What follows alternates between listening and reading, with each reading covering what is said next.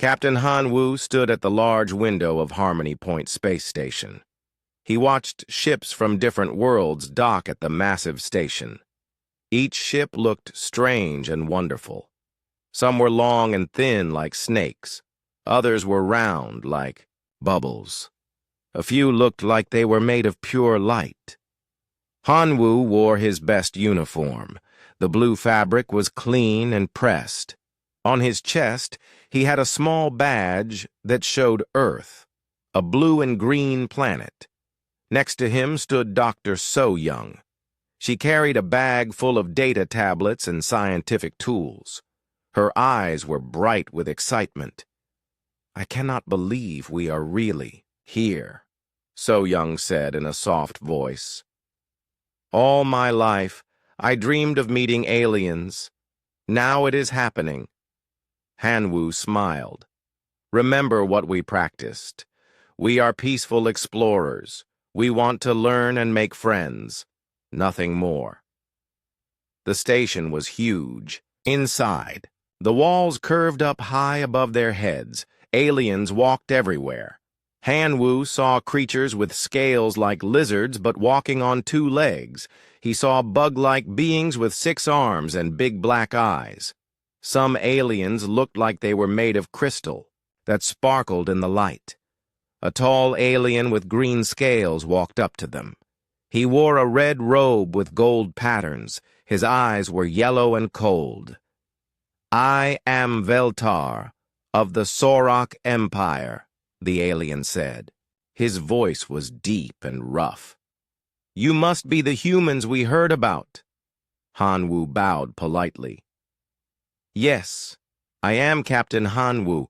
This is Dr. So-Young. We are happy to meet you." Veltar looked at them like they were children. "How small you are. How weak you look.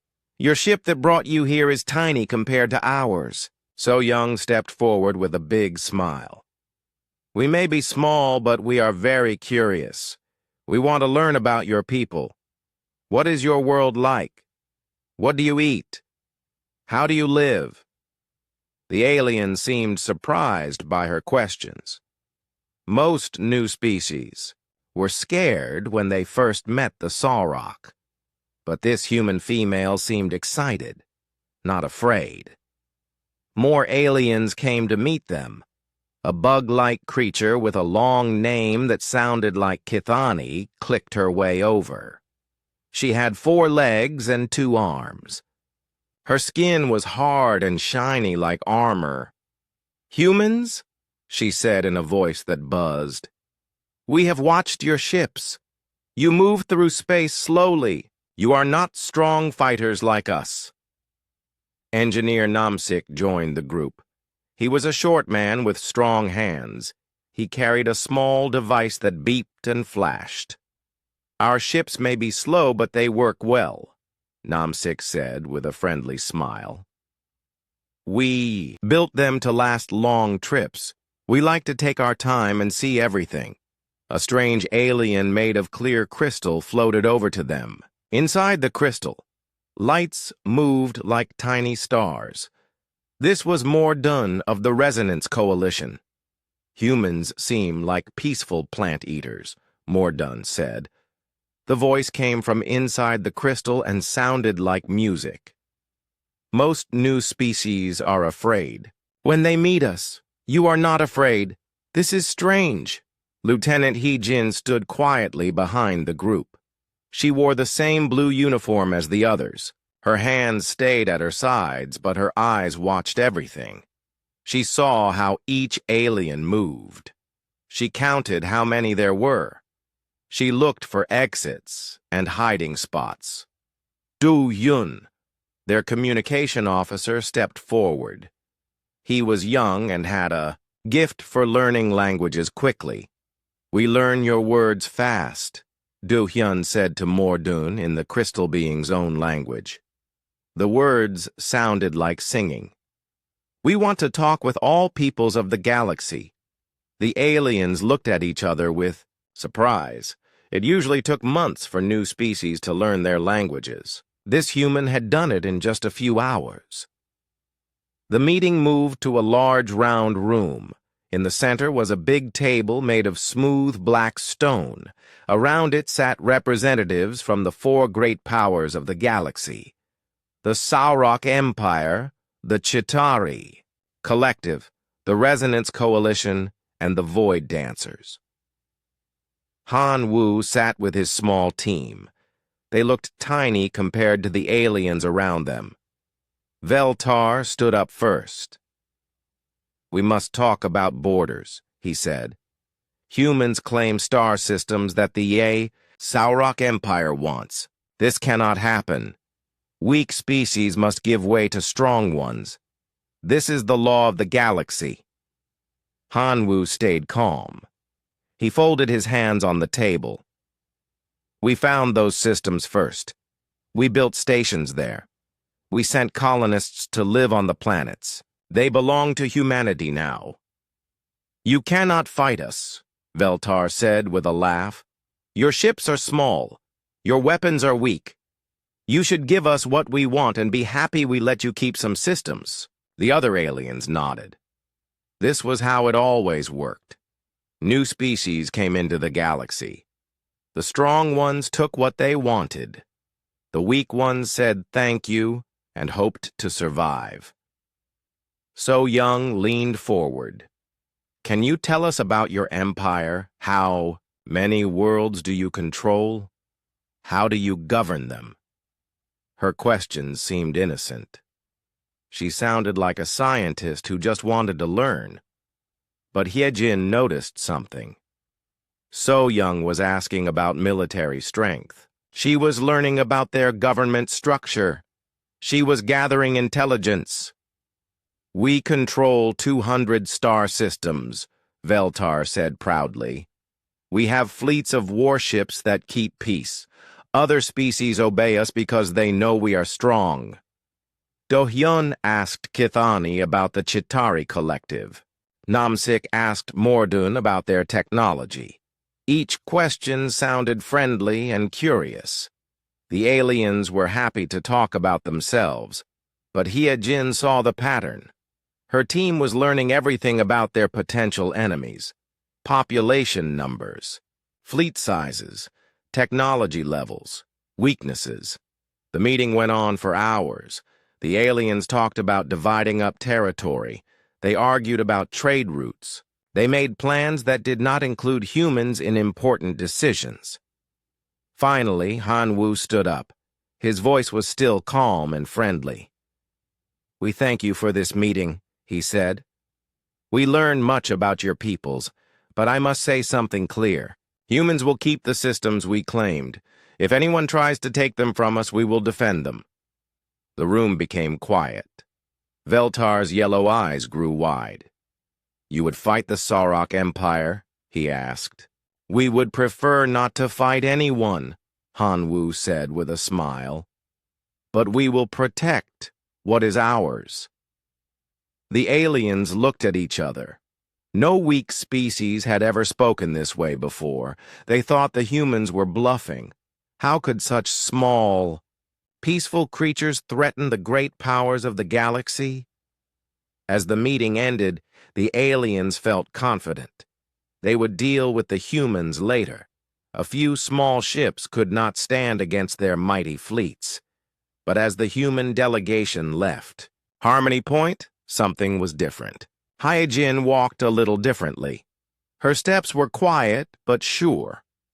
Namsik's friendly smile had something cold behind it. So Young looked at the aliens like a scientist studying interesting specimens. And Han Wu? Han Wu looked like a man who had just given a warning that he very much hoped would not be ignored. The aliens did not notice these small changes. They had no idea that they had just met their first predator. 3 months had passed since the meeting at Harmony Point. In the deep cold of space, far from any star, a human ship drifted slowly. The ship was called the Busan Explorer. It looked broken. Lights flickered on and off. Pieces of metal floated around it like debris. Inside the ship, Lieutenant Haya Jin sat quietly in the captain's chair. She wore a torn uniform. Fake blood was on her face, but her eyes were sharp and alert. She watched the scanner screens carefully. "They are coming," whispered Engineer Namsik. He was hiding under a control panel. Wires and broken parts were scattered around him. But the wires were not really broken. They were just moved to look damaged. "How many ships?" Hyejin asked in a low voice. "5 Chitauri vessels. Big ones. They think we are helpless." Hyejin smiled. It was not a nice smile. "Good. Let them think that." The Chitauri fleet moved toward the human ship like hunters approaching wounded prey. Queen Kithani was on the lead vessel. Her black eyes gleamed with excitement. "Look at the pathetic humans," she said to her warriors. "Their ship is dying. They drift helpless in space. We will take their technology and study their weak bodies." The Chitauri had evolved from creatures that ate dead things. When they found something hurt or dying, their instincts told them to swarm it and take everything useful. They thought this was what was happening now. Kithani's ship came close to the human vessel. Metal arms reached out from the Chitauri ship. They grabbed the human ship and pulled it close. "Send boarding parties," Kithani ordered. "Take everything. Capture any humans who are still alive." Chitauri warriors moved through metal tubes that connected the two ships. They had hard shells like armor. Their claws were sharp. They made clicking sounds as they walked. The first warrior to enter the human ship saw Hyejin sitting in her chair. She was not moving. Blood ran down her face. Her eyes were closed. "This one still lives," the warrior clicked to the others. "We can study her later." More Chitauri entered the ship. They spread out to search for technology and other humans. They moved the way scavengers always moved, looking for easy prizes, not watching for danger. That was their first mistake. Hyejin opened her eyes. In one smooth movement, she rolled from her chair and grabbed a weapon that was hidden underneath. The blood on her face was just red paint. The Chitauri warrior spun around, but Hyejin was already moving. She did not fight like the aliens expected. She moved like water, flowing around the warrior's claws. Her weapon fired with a quiet buzz. The warrior fell down, stunned, but not dead. At the same time, Namsik came out from under his control panel. In his hands was a device that looked like a tool but was really a weapon. 2 more Chitauri fell before they knew what was happening. All over the ship, other humans appeared from hiding spots. They had been waiting like hunters in a forest, patient and silent. Now they struck all at once. The Chitauri tried to fight back, but something was wrong. These humans did not fight like other species in the galaxy. Most aliens fought alone, each one trying to survive by himself. But the humans moved together like parts of one creature. When one human shot at a Chitauri, another human was already moving to flank the alien from the side. When a Chitauri tried to run, a human was there to block the escape route. They worked together without speaking, each one knowing what the others would do. Du-Hyun appeared in the main corridor. He was supposed to be just a communication officer, but he moved like a fighter. His weapon was steady in his hands. "Surrender," he said to the Chitauri in their own language. "We do not want to hurt you more." The Chitauri warriors were confused and frightened. This was not how prey animals were supposed to act. Prey animals ran away or fought desperately to survive. These humans hunted like predators. On her ship, Queen Kithani watched through cameras as her warriors were defeated. She could not believe what she was seeing. "How can this be?" she clicked anxiously. "Humans are weak explorers. They should not know how to fight like this." Her advisor, an old Chitauri with scars on his shell, moved closer to the screen. "My queen," he said quietly, "look how they move. They do not fight like prey defending themselves. They fight like hunters who set a trap." Kithani's compound eyes focused on the screen. She saw it now. The human ship was not really damaged. The humans had not been hurt. Everything was fake. The humans had made themselves look helpless to draw the Chitauri close. "This was planned," she whispered. On the human ship, Haye-Jin spoke into her communication device. "Dr. So-Young, please come to the main deck. We have guests who need medical attention." So-Young arrived with a medical bag. She began treating the stunned Chitauri warriors. Her touch was gentle, but her eyes were cold and clinical. She looked at the aliens like a scientist studying specimens. "Interesting," she said as she worked. "Their nervous systems respond to electrical shock differently than we expected. Their shell armor has weak points at the joints. Good information for future reference." The Chitauri warriors, who were still conscious, heard her words. They realized the human female was learning how to hurt their species more effectively. This was not medical care. This was research. Do-hyun set up a communication link with the Chitauri ships. "Queen Kithani," he said politely, "this is Do-hyun of the human vessel Busan Explorer. We want to return your warriors to you." "Return them?" Kithani's voice was full of confusion. "You defeated them. By galactic law, they are your prisoners." "We do not want prisoners," Do-hyun said. "We want understanding. Your people made a mistake. You thought we were helpless. You tried to take our ship and capture us. This was wrong. But your ship was damaged," Kithani said. Namsik's voice came over the communication system. He sounded cheerful. "Oh, that? No, our ship is fine. We just made it look broken. It was practice for our crew. We call it training exercises." There was silence from the Chitauri ships. Slowly, the meaning became clear. The humans had faked being in trouble. They had let the Chitauri come close on purpose. They had used the Chitauri's own instincts against them.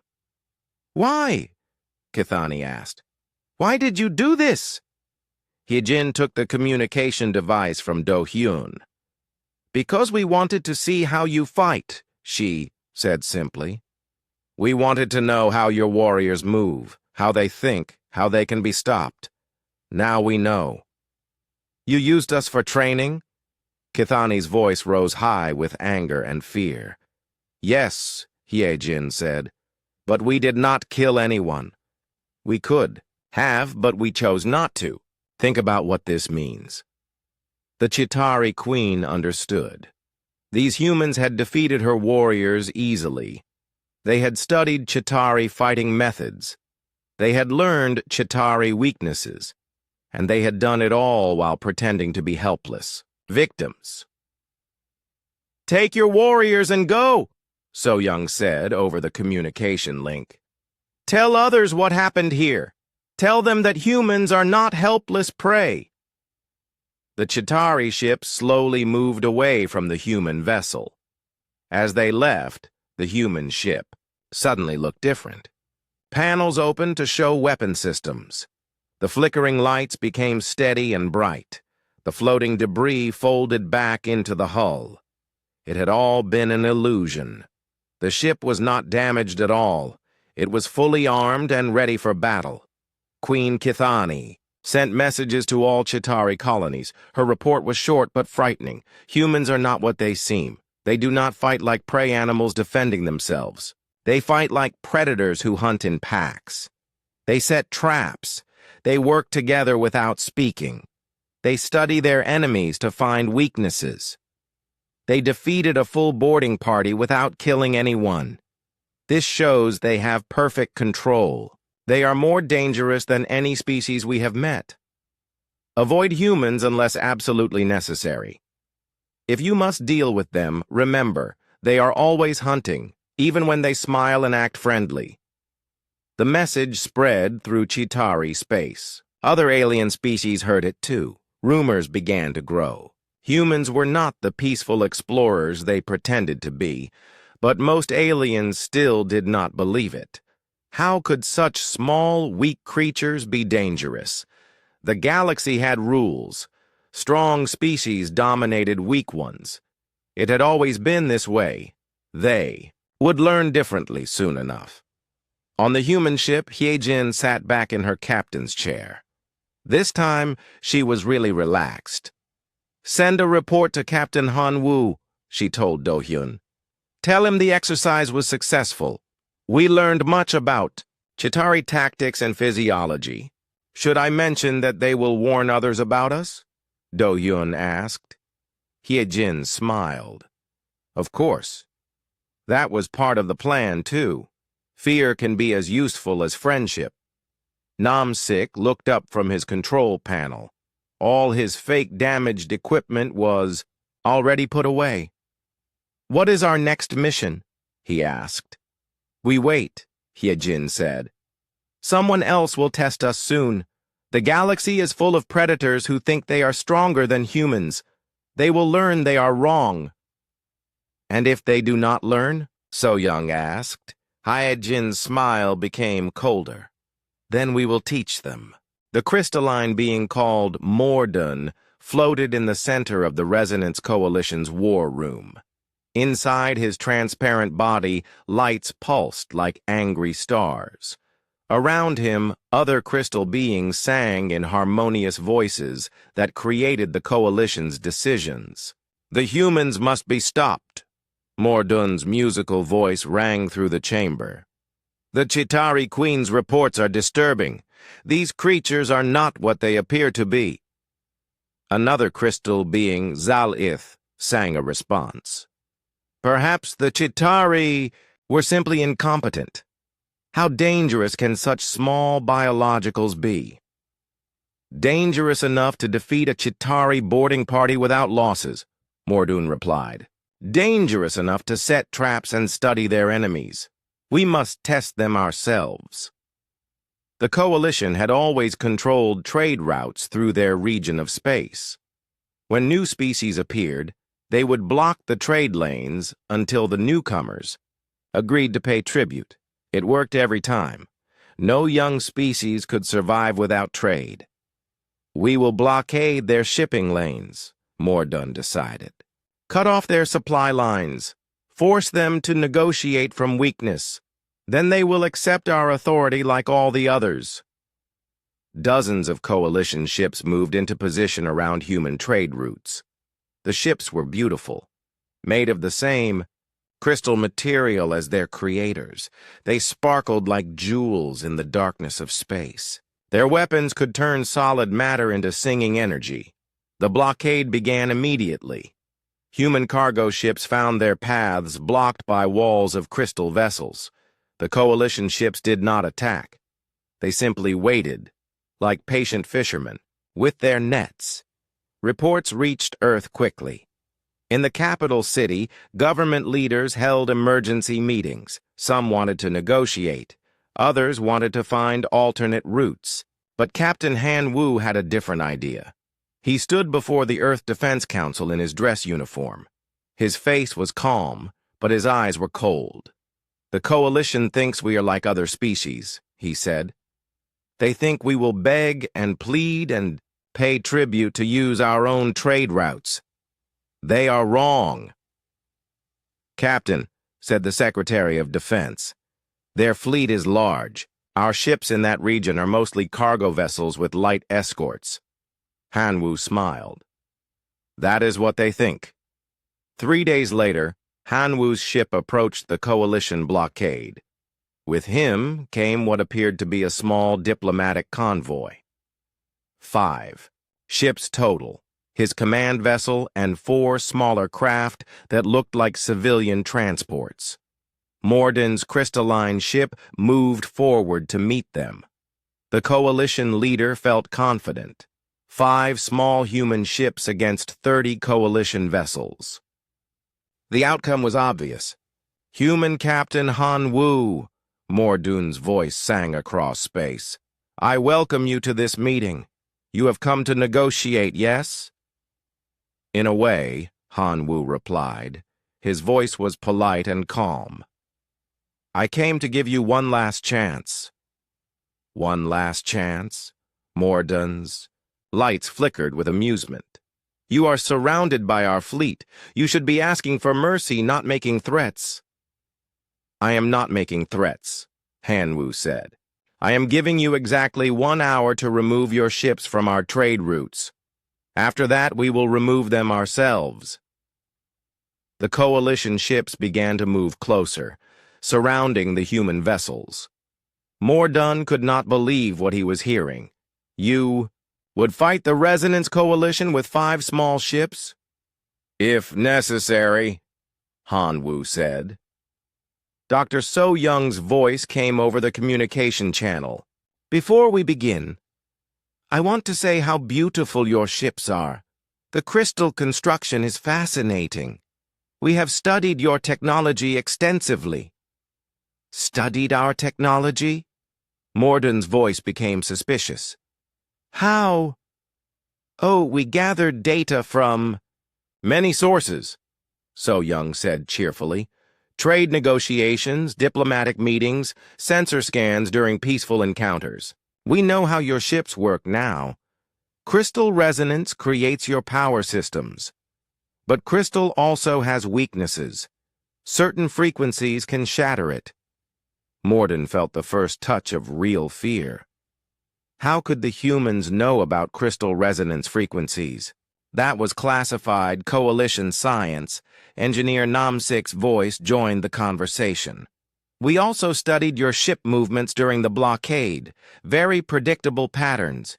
You form geometric shapes, triangles, squares, hexagons. It looks nice, but it leaves gaps we can exploit. The hour passed slowly. Coalition ships maintained their positions, but their crews became nervous. The humans were too calm, too confident. Something was wrong. When exactly 60 minutes had passed, Han Wu spoke again. Your time is up. Last chance to withdraw. We will not move, Mordoon declared. Surrender now or face the power of the coalition. Very well, Han Wu said sadly. Dr. So Young, please begin. The human ships suddenly changed. Panels opened along their hulls. What had looked like cargo holds were actually weapon bays. The civilian transports revealed themselves to be warships disguised as freighters. But the weapons that emerged were unlike anything the coalition had seen before. They did not fire energy beams or projectiles. Instead, they produced sound. Specific frequencies that made the crystal ships vibrate. The first coalition vessel began to shake. Cracks appeared in its crystal hull. The beautiful, harmonious singing that controlled the ship became a discordant screech of breaking crystal. Impossible, Mordoon cried. How do you know our resonance frequencies? We told you, So Young said. We studied you. Every time we met for diplomatic talks, we were scanning your ships and learning how they work. Did you think we were just being friendly? More coalition ships began to crack and shatter. But the humans were not trying to destroy them completely. They targeted specific systems, weapons, engines, communication arrays. They disabled the ships without killing the crews. Lieutenant Hyejin's voice cut through the chaos. Coalition vessels, you are defeated. Shut down your remaining systems and prepare to evacuate. We will rescue your crews and return them safely. This is not possible, Mordoon sang in distress. Weak species do not defeat strong ones. This is not how the galaxy works. Namsik's cheerful voice answered him. Maybe the galaxy works differently than you thought. The coalition ships were systematically disabled. The humans moved with perfect coordination, attacking from multiple directions at once. When coalition vessels tried to regroup, human ships were already in position to break up their formations. It was not a battle. It was a hunt. Du Hyun opened communication channels with the damaged coalition ships. "This is Communications Officer Do Hyun. We are sending rescue shuttles to evacuate your crews. Do not resist. We mean you no harm." "No harm?" Mordun's voice was full of confusion. "You destroyed our fleet." "We disabled your fleet," Do Hyun corrected gently. "Your crews are alive. Your ships can be repaired, but they will not blockade our trade routes again." Rescue shuttles emerged from the human ships. They moved quickly and efficiently, pulling coalition crew members from the damaged vessels. The rescued aliens were treated with medical care and courtesy. Dr. So Young personally examined many of the coalition beings. "Fascinating," she murmured as she worked. "Crystal-based life forms with harmonic communication systems. Your physiology is quite unique." The coalition survivors realized she was studying them even while providing medical care. Every interaction with humans was a learning experience for the human scientists. When the rescue operation was complete, Hanwoo addressed the assembled coalition prisoners. "You are not really prisoners," he said. "You are guests. We will return you to coalition space unharmed, but first you will deliver a message to your leaders." "What message?" Mordun asked weakly.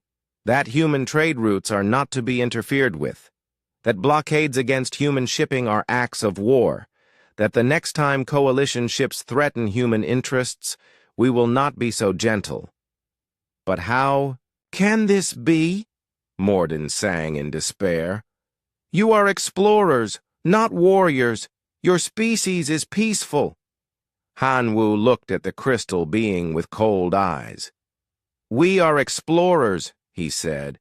"We explore new worlds, new trade routes, new opportunities." But on Earth, explorers were also conquerors. They were hunters who traveled to distant lands and claimed them. "We have always been both." "You lied to us," Mordun accused. "We never lied," Dr. So Young said.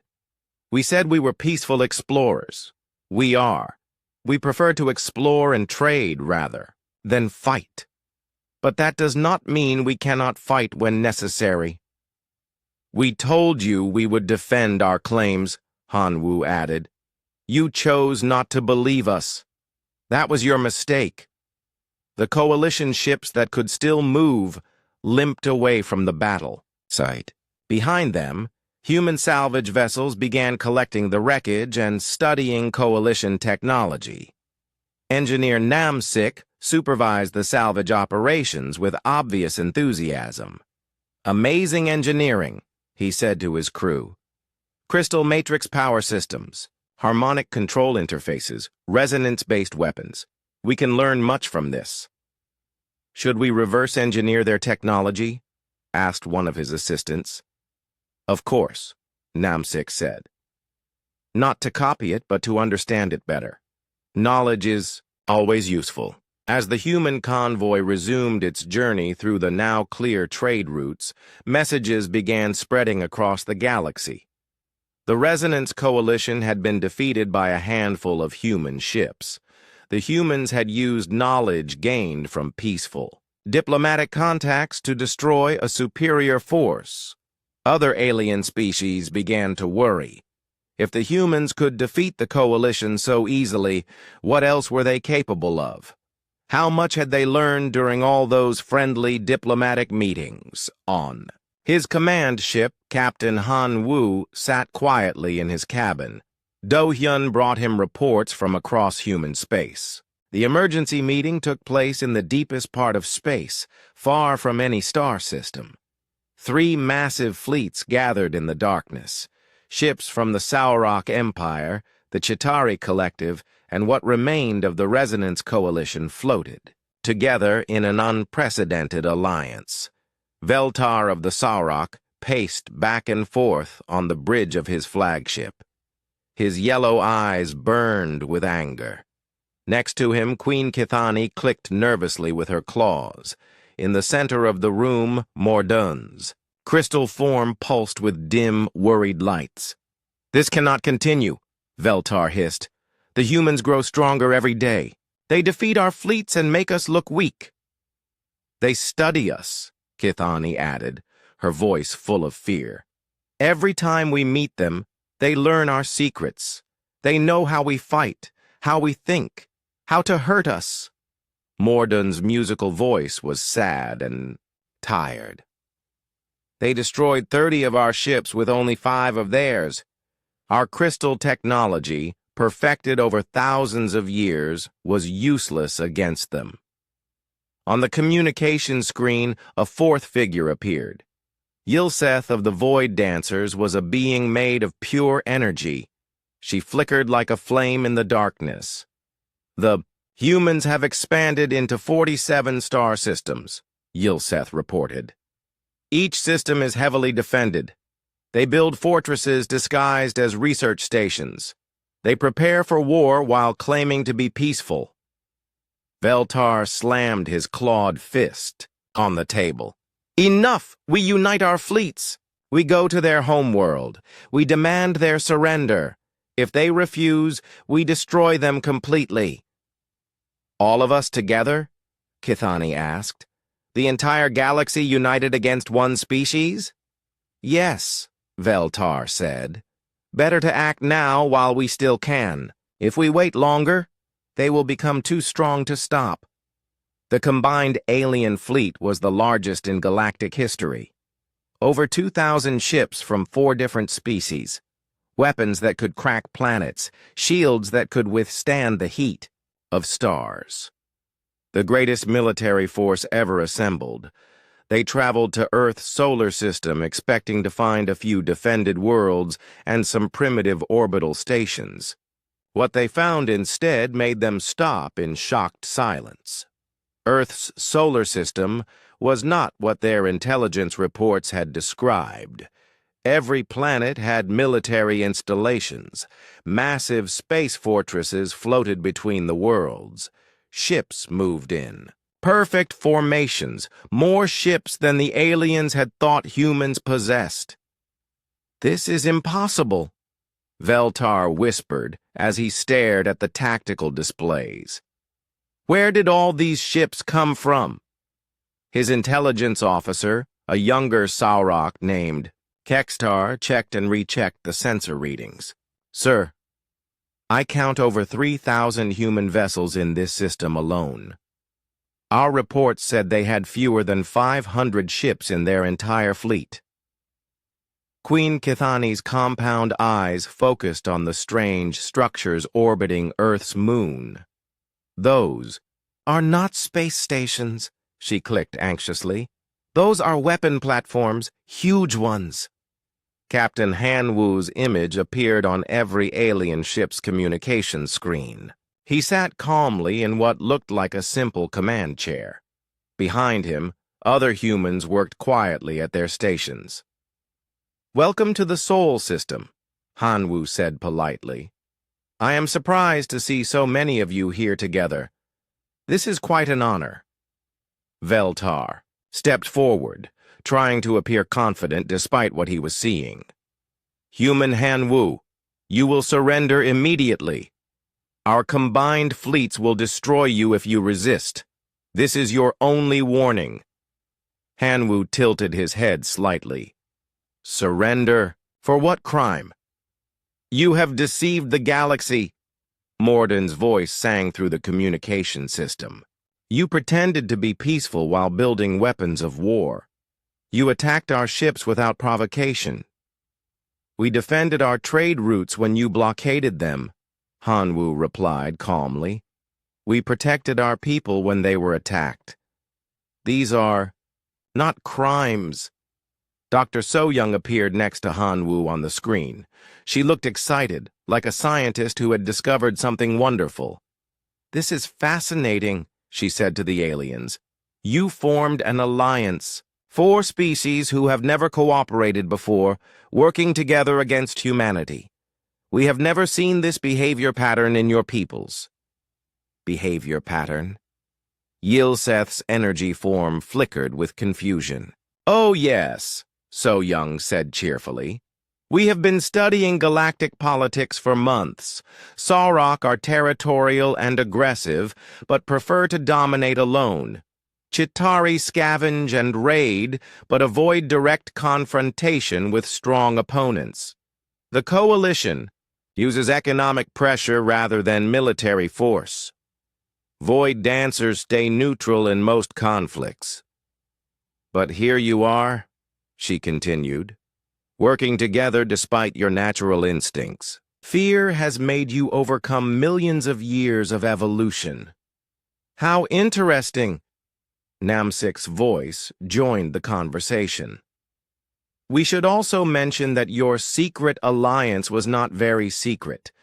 We have been tracking your ships for weeks as they gathered. For this meeting, the alien commanders looked at each other with growing alarm. The humans had known about their plans all along. You watched us prepare? Kithani clicked nervously. Of course, Namsik said happily. Your communication methods are not as secure as you think. We broke your encryption codes during our first diplomatic meetings. Lieutenant Haya Jin appeared on screen next to the others. We also used the time to prepare our own forces. Every human colony, every research station, every trade outpost has been reinforced and armed. Impossible, Veltar snarled. You do not have enough ships to defend 47 star systems. Do-hyun smiled. Who said we were defending 47 systems? New tactical displays lit up across the alien fleet. Human ships were appearing throughout the galaxy, not just in human territory, but everywhere. They had been hiding in asteroid fields, behind moons, in the shadows of gas giants. We are defending 93 systems, Do-hyun said quietly. Some we claimed openly. Others we took while you were busy watching the systems you knew about. The alien fleet commanders stared at their tactical screens in growing horror.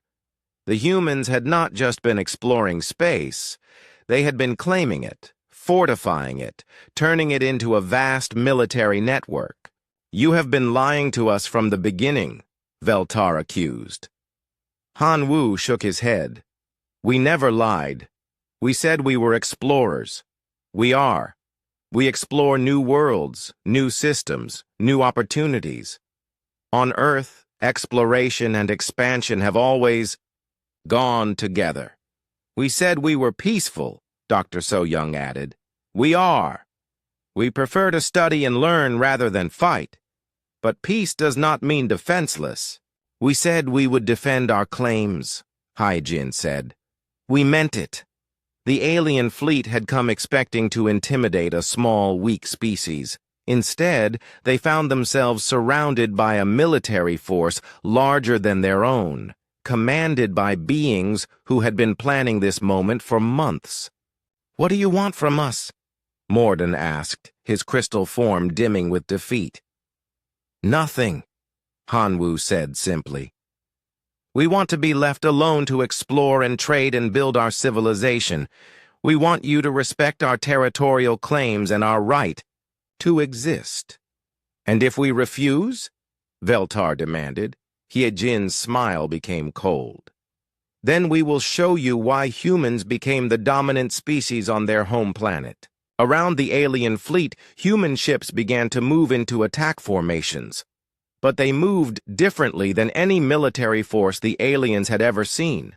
They flowed like water, like a pack of predators surrounding their prey. Look at how they move, Kithani whispered to her officers. They do not fight like separate ships. They fight like one creature with many parts. The human fleet demonstrated perfect coordination without apparent communication. Ships moved to support each other automatically. When one group attacked, others were already in position to follow up. It was like watching a single mind controlling thousands of bodies. "This is not military tactics," Yilseth said with growing fear. "This is hunting behavior." "Yes," Hanwu said, somehow hearing her comment. "On Earth, our ancestors hunted in packs to bring down prey much larger than themselves. We coordinated without speaking. We planned together. We shared the kill." "You applied this to space warfare," Mordoon realized. "We applied this to everything," Dr. So-Young said. "Exploration, colonization, diplomacy, trade, war. Humans work together naturally. It is how we survived and conquered our home world." The demonstration continued for hours. Human ships showed their speed, their firepower, their coordination. They could have destroyed the alien fleet completely, but they held back. They wanted the aliens to understand, not just to fear. Finally, Hanwu gave his final message. "You came here to force our surrender. Instead, you will return to your peoples with a new understanding. Humans are not like other species you have encountered. We do not follow the old rules of the galaxy. We claim territory and we hold it.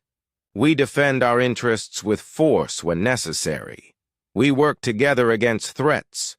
We study our enemies and learn their weaknesses. But we also keep our word. We trade fairly with those who respect us. We help those who ask for aid. We can be the galaxy's best friends or its worst enemies. The choice is yours." The alien fleet began to withdraw slowly.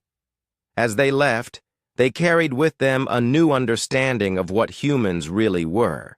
Not helpless prey to be dominated, but apex predators who had learned to use tools and work together.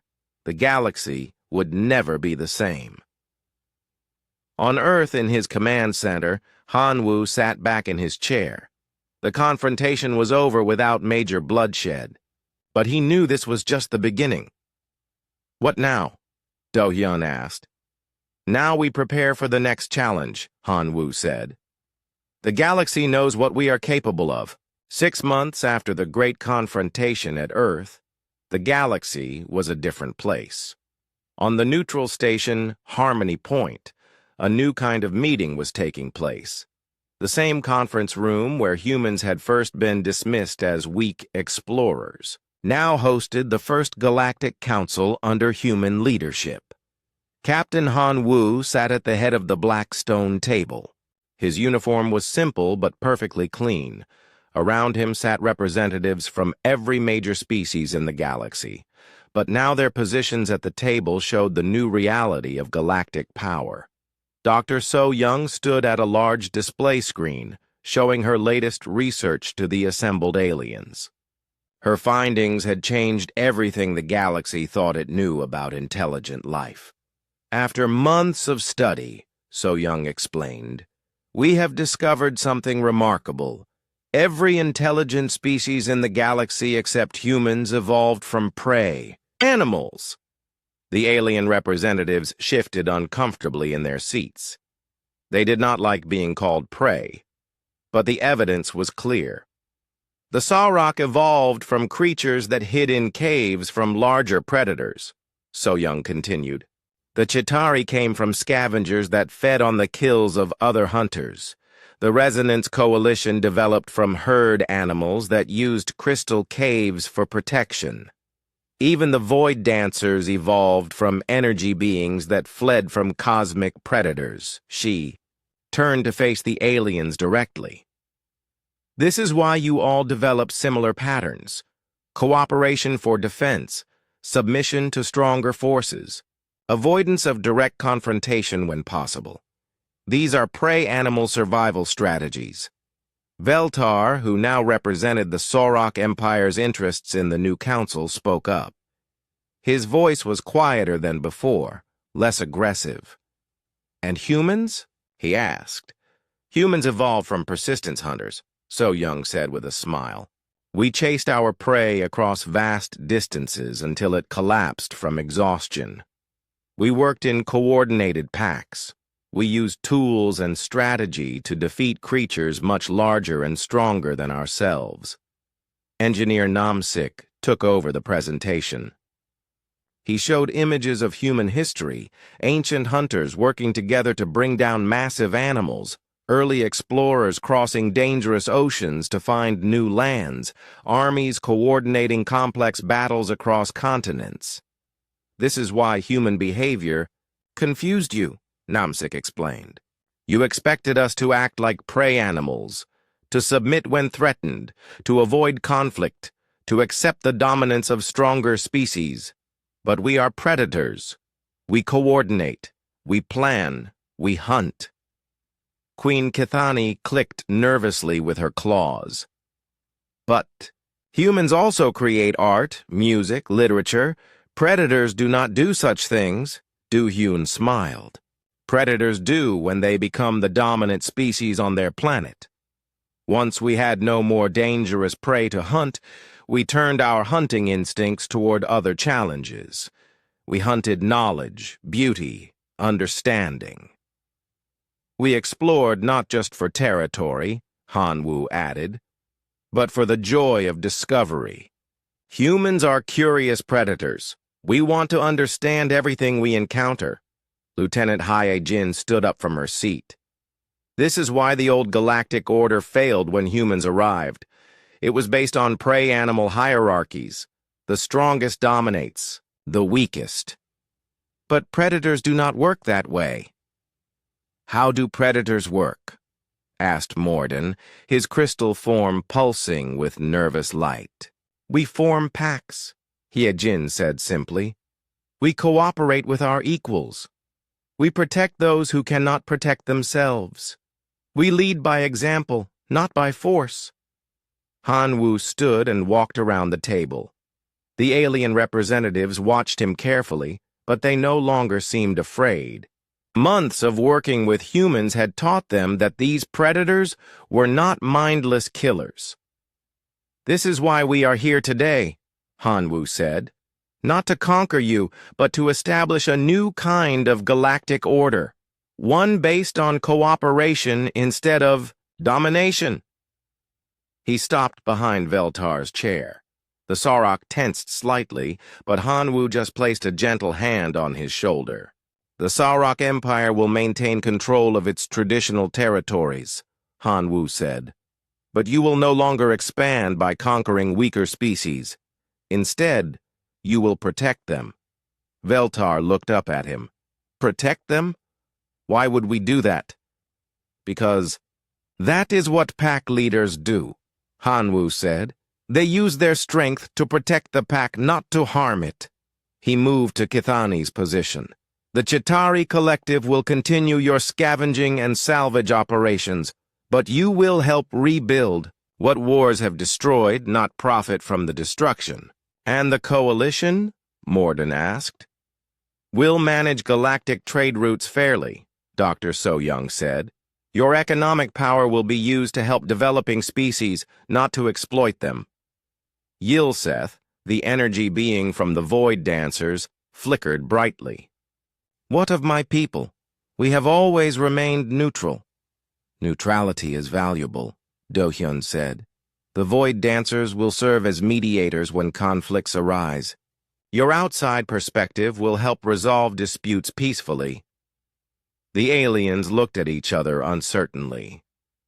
This was not how galactic politics had ever worked before. What if we refuse? Veltar asked quietly. Hae-jin answered without hesitation. Then you will face the consequences of opposing the galactic apex predator. But if you cooperate, Hanwoo added quickly, you will find that humans make excellent allies. We protect our pack members fiercely. Namsik brought up new displays showing human colonies throughout the galaxy. Look at the worlds we have claimed.